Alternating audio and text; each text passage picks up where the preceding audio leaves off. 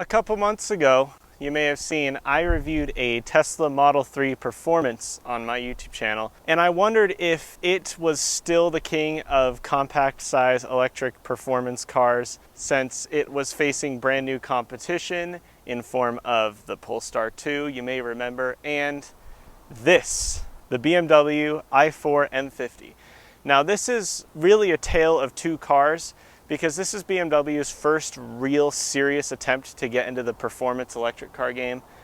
Before, we had the BMW i3, which was a tall, quirky, weird hatchback thing, which I honestly love those. I think they're so cool and I really want one, but it was an early 2010s electric car through and through with miserable power delivery and a very, very small electric range before a gasoline generator would kick in to ramp up some more electric range, which when you're driving an electric car, the whole point of it is not using internal combustion. So what's the point of using a gasoline generator really?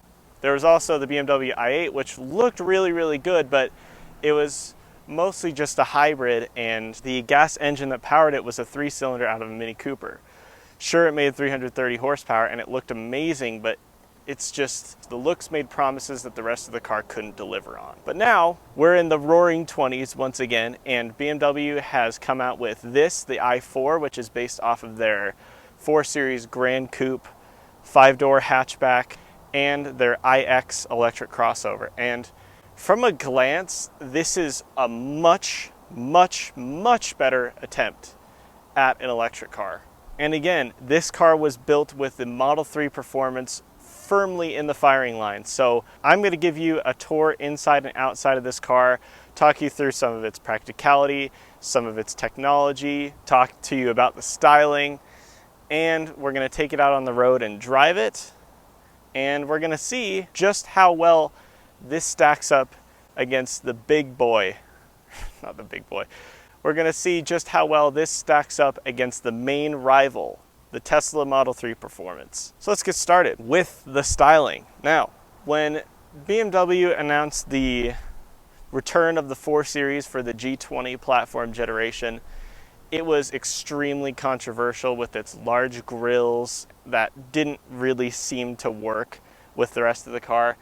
And unfortunately, this stays true to the i4, but these grills are actually not even real because you don't need cooling, obviously. There's no gasoline engine under here. So to keep the styling in true form to where it looked close enough to the car that it's based on, the 4 Series Grand Coupe, like I said, they gave it the same basic look. But thankfully, these large kidney grills are somewhat saved by the fact that with the M Sport package on the front of this car, it's designed around these grills a little bit better than it is on a standard 4 Series Sport. And of course, you've got the pronounced M badge right here, the electric BMW badge, which is the same as the regular one, except it's got a blue surround on it. And overall, I mean, looking around this car, it's not that bad looking. I mean, the front end of the i4 in black, it kind of works. I like these sleek lines going up the side of the car, this, I don't know about a silver mirror, but I really like these sleek lines going up the side of the car. I think the 4 Series Grand Coupe is a really, really, really nice looking car. It's not very common that the 4-door version of a 2-door car is actually better looking than the 2-door car, but I think this actually is a good example of it. I mean, I think it is, especially in this black color, it's a really, really, really nice looking car. So in terms of the comparison between this and the Model 3 Performance, this definitely has the edge when it comes to the looks department. But where it might fall to pieces is the practicality. Now, this is based off of a gasoline engine car, once again. So there is actually no underhood storage, if I remember correctly, but we're gonna have a look. The classic BMW 2 pulls on the hood latch to open it. We open it and there's a plastic cover. That's literally it. It's just a plastic cover. There's nothing under here. You can't put your weekends shopping in the front of your i4 like you can in the front of your Model 3 Performance. Interestingly, there is still a traditional battery jump point here, which I don't remember seeing on the Tesla. It could have been there, but I didn't see it. It wasn't as obvious. So a traditional battery jump point for, you know, when your friend's hideous gasoline engine car decides to kill its battery and you have plenty of charge, so you hook it up, you're good to go. So again, this is kind of a disappointment in terms of the practicality department, but you can't really blame BMW because they'd have to design two separate engine bays for basically the same car. So no underfloor storage, but let's see if the cargo area can make up for that. And here we are at the back of the i4 M50. One thing that I'd like to point out that is quite obvious is the fact that there are no exhaust pipes here because, again, it's electric. But let's have a look inside the power-operated tailgate. Excuse me. And you will notice, unlike the Model 3, this is actually a hatchback. Again, the 4 Series Grand Coupe is also a 5-door hatchback. So you get a little bit of extra storage under here. One interesting thing is this cargo cover right here is actually solid and firm. So there's actually, as there is weirdly in the front of the Tesla Model 3, there is an emergency trunk release in case you're kidnapped. So definitely, I would say this is around the same size as it is in the Model 3. So the Model 3 definitely for cargo storage has the i4 beat. But we haven't checked the underfloor storage yet. And that is actually pretty big. You've got a nice area for your charging cord, and there's actually plenty of space back here, which is nice. So underfloor storage is better than in the Model 3, but everything else storage is worse than the Model 3. But I can also break it. Thank you. Can I roll down the? I can fold down the rear seats for a nice flat cargo area, but overall, not as good back here for a weekend away as the Model 3 is, but no big deal because I think it looks better anyways. Continuing on with our theme of practicality, what is the rear seat room like? Now, one interesting thing, actually, before I talk on that, is the return of the put your hand under and lift up door handles, which I thought died out in the 90s, but BMW has brought it back, and it actually looks really good, and hopefully it doesn't freeze up in the winter. But I've got the seat where I would sit, the driver's seat, and we get in. One thing that I didn't touch on in my Model 3 review is the fact that you sit really like upright.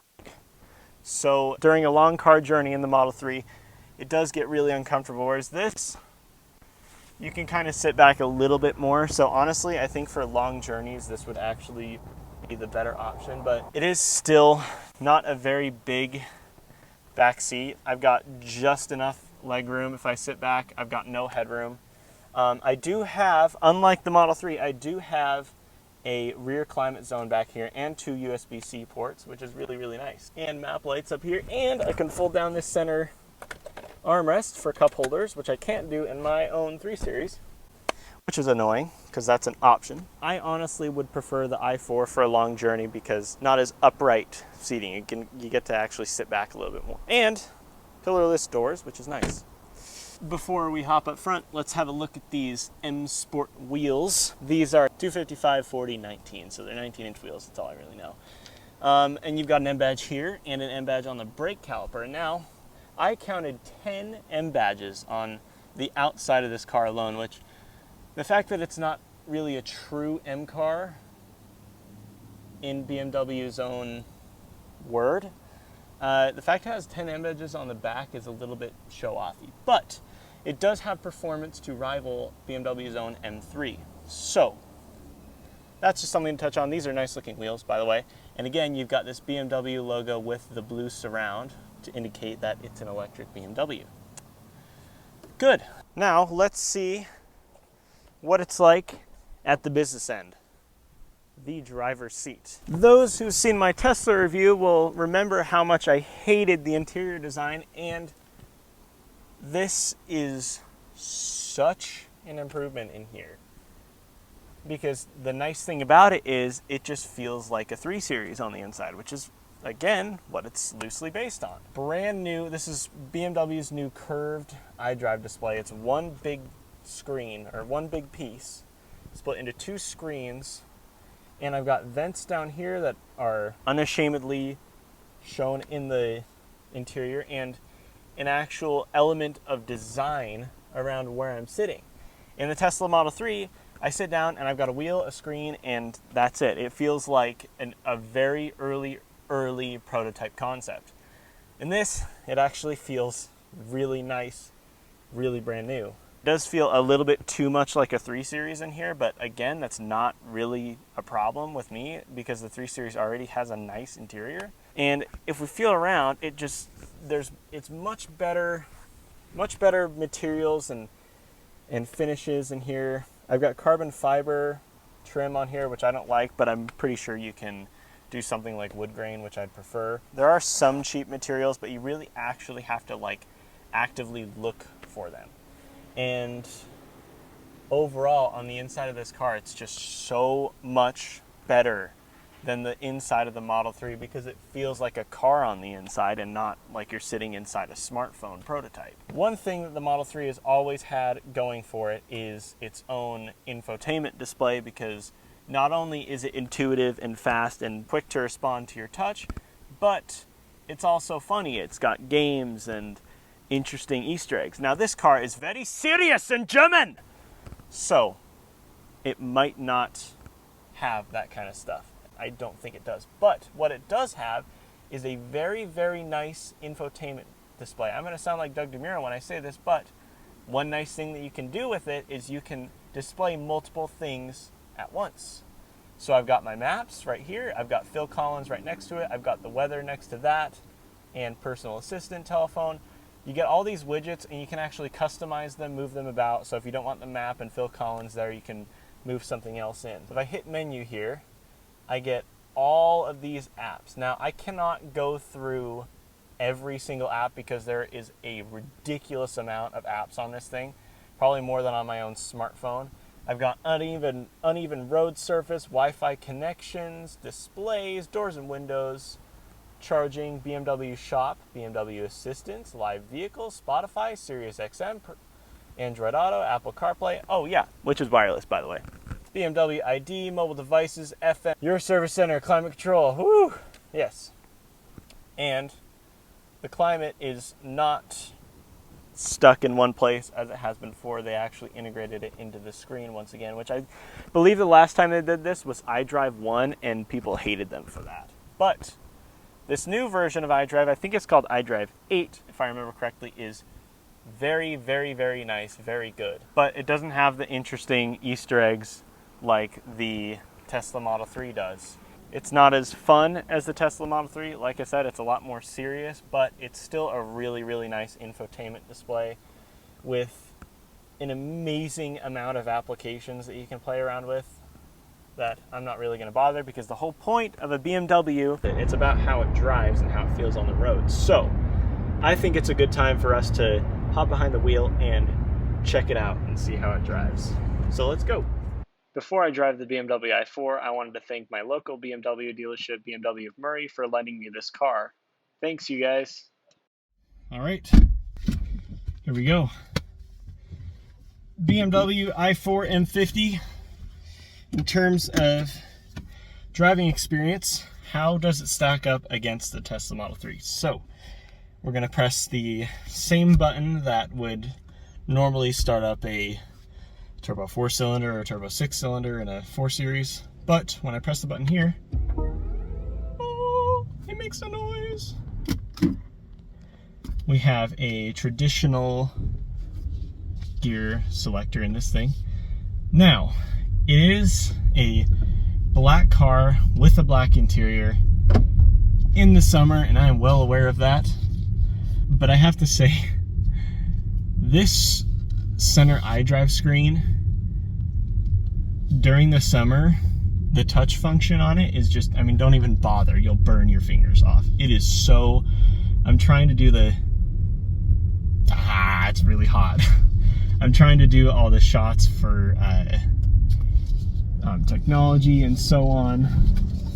And I'm just burning my fingers off. So, I mean, of course, being an electric car, it is so whisper quiet in here. I mean, and once again, all you can hear is the sweat running down my face. But it is a really, really, really nice car to sit in. It's a huge improvement over its main rival, the Tesla Model 3, and I think it looks better on the outside too. So for the looks department, it's just better. And it also doesn't come with the same, let's say, stereotypes that a Tesla does about their owner. But it is an M50. It's got 530 horsepower, all electric. So we straighten the wheel out and